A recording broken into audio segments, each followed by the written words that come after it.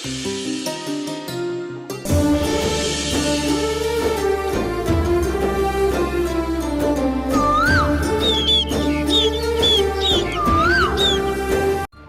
వెలసిన సత్యస్వరూపిణి అయిన అమ్మవారిని దర్శించుకుని, తల్లీ, మా నగరాలను ఆ భయంకరమైన మహమ్మారి బారినుంచి కాపాడి రక్షించమని నువ్వు గనక శాంతించి నగరాన్ని కాపాడితే ప్రతి ఏటా నీకు భక్తి శ్రద్ధలతో నీకు బోనం సమర్పిస్తామని మొక్కుకున్నారు.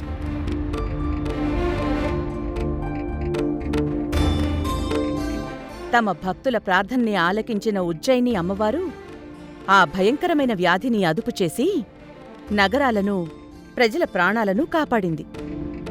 ఆ తల్లి కరుణకు కృతజ్ఞతగా భక్తులు ప్రతి ఏటా బోనాలు సమర్పించడమనేది ఒక పవిత్ర సాంప్రదాయంగా మార్చుకున్నాం.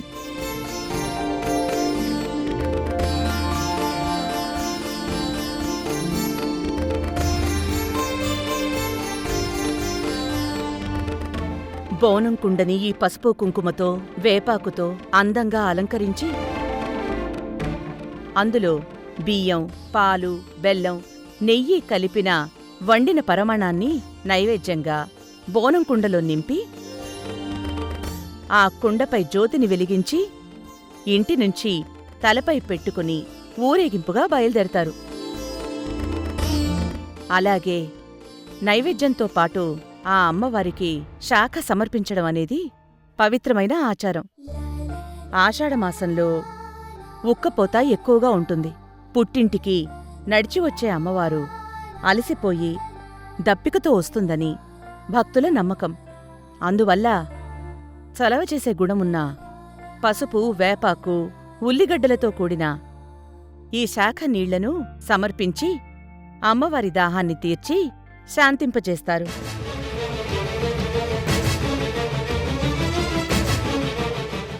మనం సిద్ధం చేసిన బోనంతో పాటు ఎంతో పవిత్రమైన ఆ నీళ్లను ఊరంతా చల్లుకుంటూ పెద్ద ఎత్తున ఊరేగింపుగా వెళ్తారు. ఇలా పవిత్ర జలాలను చల్లడం వల్ల ఊళ్ళో ఉన్న సమస్త చీడ, పీడలు, మహమ్మారి వ్యాధులు పూర్తిగా శాంతించి ఊరి పొలిమేరలు దాటి దూరంగా వెళ్ళిపోతాయని భక్తుల గట్టి నమ్మకం. శాస్త్రీయంగా కూడా ఆషాఢమాసంలో వచ్చే వర్షాల వల్ల అంటువ్యాధులు, క్రిమికీటకాలు ఎక్కువగా వ్యాపిస్తాయి. వాటిక్కూడా ఈ నీరు సహజ సిద్ధమైన యాంటీబయాటిక్స్గా పనిచేస్తుంది. అప్పట్నుంచి భక్తుల హృదయాల్లోకొచ్చిన ఆ జగన్మాతను ఇన్ని ప్రాంతాల ప్రజలు తమ ఆచారాలను బట్టి రకరకాల పేర్లతో, కొందరు ఎల్లమ్మ అని, మరికొందరు మైసమ్మ అని, ఇంకొందరు పోలేరమ్మ అని, ఇంకొందరు పోచమ్మ అని, పెద్దమ్మ అని ఇలా వివిధ పేర్లతో పిలుచుకుంటూ భక్తితో కొల్చుకుంటారు.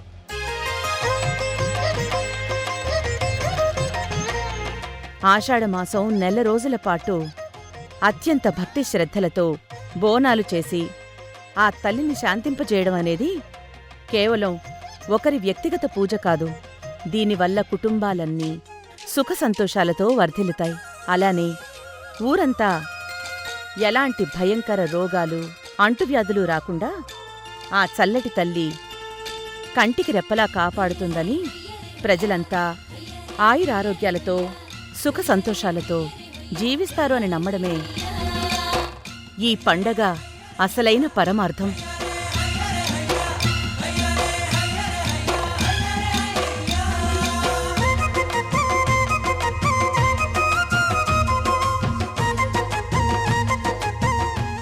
మన ఇల్లు కూడా సుఖ సంతోషాలతో ధర్మతేజగారికి గతం గుర్తుకు రావడం వలన పూర్వ వైభవం వచ్చింది. ఇదంతా ఎందుకు రానమ్మా? ఆ అన్నం పాత్రే బోనమని ఒకే ఒక్క ముక్కలో చెప్తే పోలా? తప్పు చిత్రావతి. బోనమంటే అన్నం పెట్టిన పాత్ర కాదు, ఎంతో కృతజ్ఞత నింపిన మనసు. మా తలపై మోసేది కేవలం బోనం మాత్రమే కాదు, ఒక నమ్మకం.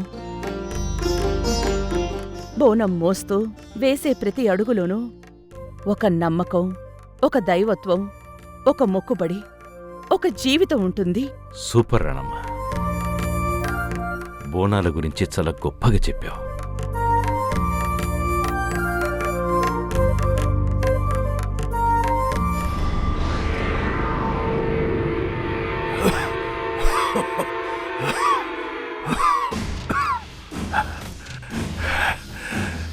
ప్రియా, వచ్చేస్తున్నా. నేనేం చెయ్యాలన్నా ఒక వేషం కడతాను. ఈరోజు ఈ పోతురాజు వేషం. ఈ పోతురాజు వేషంలోనే నిన్ను ఎత్తుకెళ్ళడం ఖాయం. ఓహో, అప్పుడు ఆ వ్యాధిని పోగొట్టడం కోసం వాళ్ళు బోనం ఎత్తితే ఇప్పుడు ధర్మతేజ గారికి గతం మర్చిపోయిన వ్యాధి పోయిందని మీరీ బోనాలు జరిపిస్తున్నారా రాణమ్మగారు? ఉమ్, రాణమ్మ నిజంగానే నాకు గతం గుర్తొచ్చిందని నమ్మి ఈ బోనాలు జరిపిస్తోంది. రాణమ్మ నమ్మినట్టు నిజంగానే నాకు గతం గుర్తుకొస్తే ఎంత బావుండో. అమ్మ ఎల్లమ్మ తల్లి, ఈ బోనాల పండగ పూర్తయ్యే లోపల నాకు గతమంతా గుర్తొచ్చేలా చేయి తల్లి.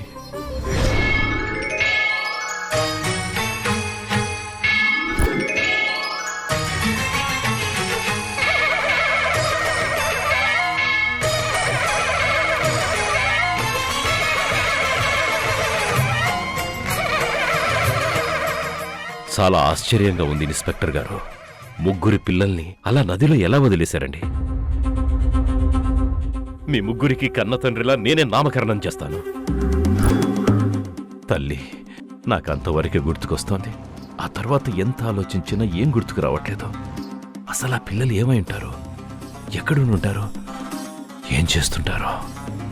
రానమ్మ పిల్లల కోసమైనా నా గతం నాకు గుర్తుకు రావాలి.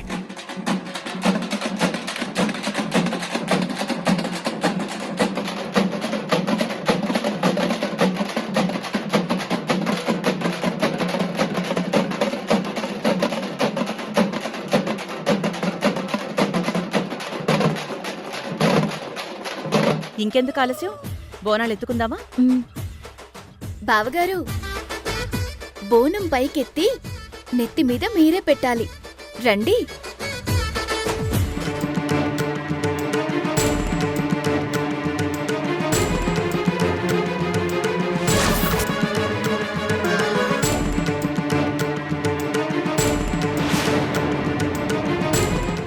అయ్యో,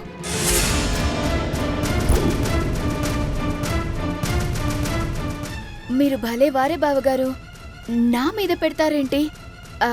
మీరు పెళ్లి చేసుకోబోయే మా అక్కయ్య మీద పెట్టండి.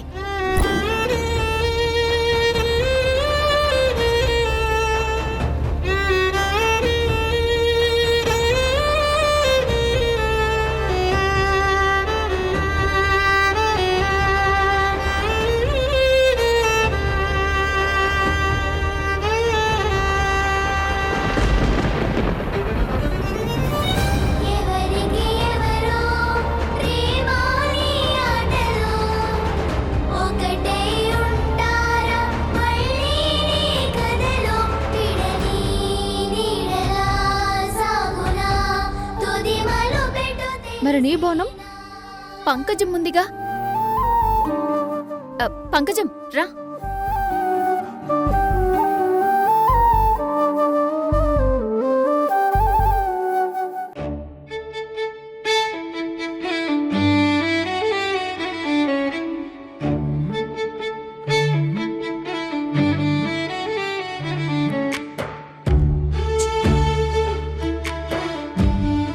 నా భార్య సావిత్రికి నేను బోనం తీసి పెట్టాలి కదా. ఏమండి, మీ మతి మండ, పేర్లు కూడా మర్చిపోతున్నారు. భార్య పేరు మర్చిపోవడం ఏంటండి? నా పేరు భార్గవి. అబ్బా, ఇదిగో పేరే కదా తప్పు చెప్పాను. నిన్నేం తప్పు పడట్లేదు కదా. ఉండు, నేనే వచ్చి బోనం పెడతాను.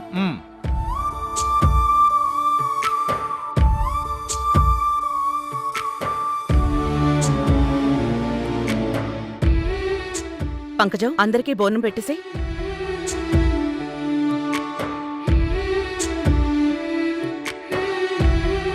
కృష్ణ, నువ్వు కూడా బోనం ఎత్తి ప్రియకు పెట్టు.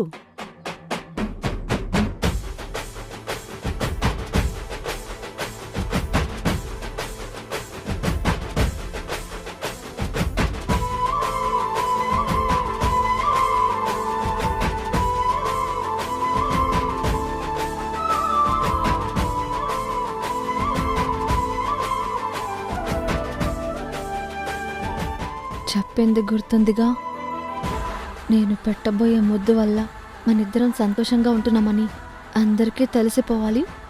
తెలిసిపోతుంది. నువ్వు పోవే.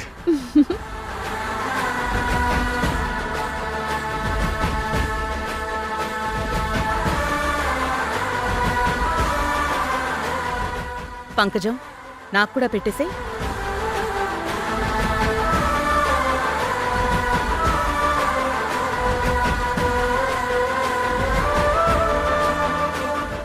అమ్మా తల్లి, ఏ ఆటంకం రాకూడదు.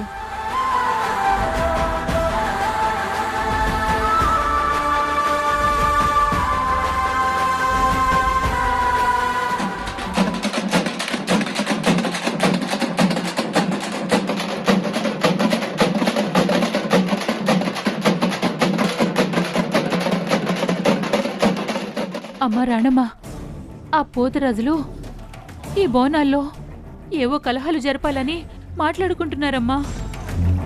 పంకజం, నువ్వు కంగారు పడి అందర్నీ కంగారు పెట్టుకో. అసలు పోతురాజులంటే ఎవరనుకున్నావు? సాక్షాత్తు అమ్మవారికి తమ్ముళ్ళు, మన బోనాన్ని కాపాడే రక్షకులు. ఆ తల్లిలోని ఉగ్రాన్ని తట్టుకుని ఆమెని శాంతింపజేసే శక్తి ఒక్క పోతురాజుకే ఉంటుంది. అలాంటి పోతురాజుల గురించి ఏదేదో చెప్తావేంటి? ఈశ్వరాజ్ఞ లేకుండా చీమైనా కుట్టదు అంటారు. అలాగే ఈ బోనాల్లో అమ్మవారికి తెలియకుండా ఈ బోనం నా తల మీదకి రాదు. నా ప్రాణాలు పోయినా సరే ఎత్తిన బోనం అమ్మవారికి సమర్పించే తీరాలి. నువ్వెళ్ళి పసుపు నీళ్ళు తీసుకురా, వెళ్ళు. బోనం ఎత్తబోతున్నావా? నీ బోనాల్లో నువ్వు చాలా ప్రమాదాలు ఎదుర్కోవాల్సి వస్తుంది. అమ్మా తల్లి, ఈ బోనాలు సవ్యంగా నువ్వే జరిపించాలి. పల్లెలు పట్నాలన్నీ పచ్చగా చూసే తల్లి, ఊరి పొలిమేరలుండి ఊరంతా ఆగాసే తల్లి. పోచమ్మ, ఎల్లమ్మ, మైసమ్మ, మారమ్మ, మాంకాలమ్మ, ముత్యాలమ్మ, పోలేరమ్మ, ఏడుగురక్క జల్లెళ్ళు మీకు ఏడంతస్తుల బోనమే అమ్మా.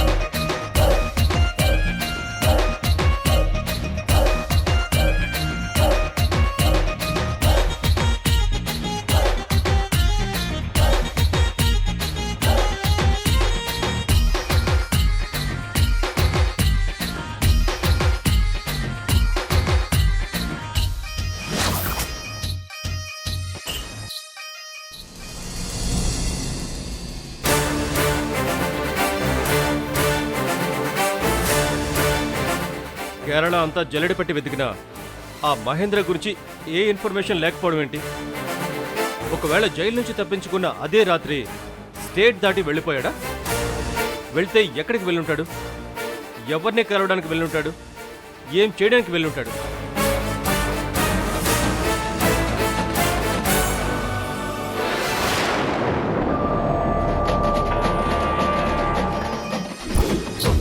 వంటలోన వండుకోని అన్నము పసుపు కుంకుమలతో నెత్తికెత్తుకున్నము పేపాకుల కంకణాలు కడితిమె తల్లో కుమా కుమా గుగ్గిలాల తుప్పమేస్తిమే పైన చిన్న గురికి దానిపైన కంచుడు శివసత్తుల సింధులతో గుడిగాడని కించుడు సాగబోసిన తల్లి ఆరగించరావమ్మా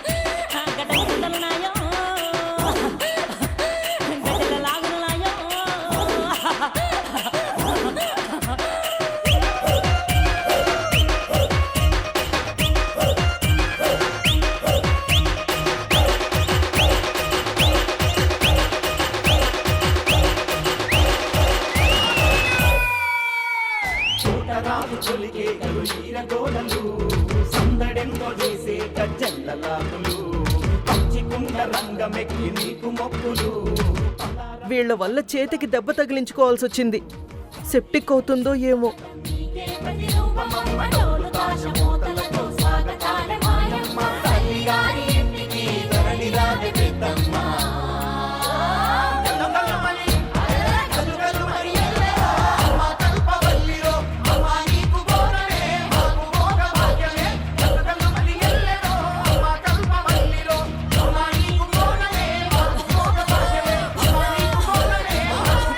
హలో ఏమయ్యా, నేను రమ్మని చెప్పింది ముగ్గురు పోతరాజుల్ని కదయ్యా, ఇద్దరే వచ్చారే. అడుగుతుంటే సమాధానం చెప్పరేటయ్యా. మూడో పోతరాజు ఎక్కడా? అదుగో వచ్చేసాడు.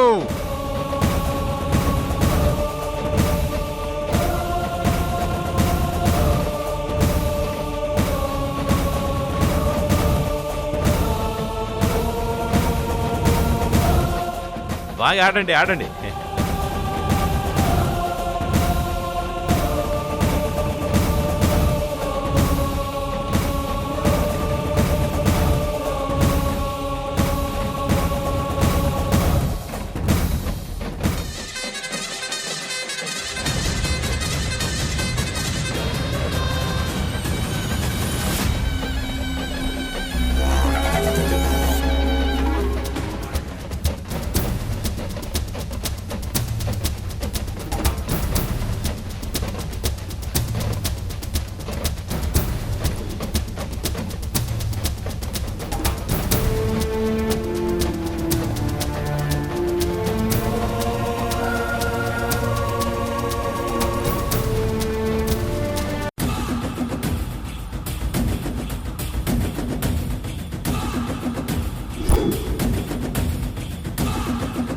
నిజమైన పోతరాజుల్ని కాదని ఈ వేషం నేనేశాను. ఏమవుతుందో ఏమో.